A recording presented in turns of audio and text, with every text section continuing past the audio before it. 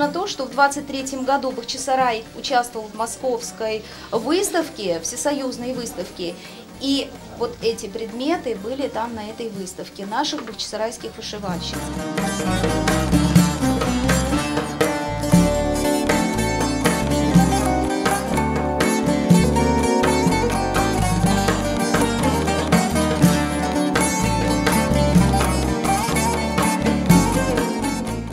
История крымских татар была представлена здесь, и она оканчивалась довоенным периодом.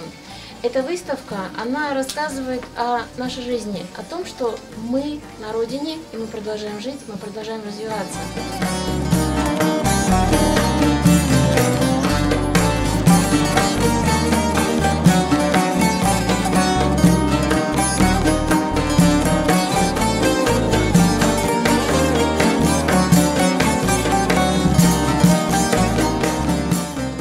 Школа эта просуществовала недолго. В 29 году она была переведена в Феодосию под видом того, что не хватает учебных мастерских, и вскоре в Феодосии ее закрыли.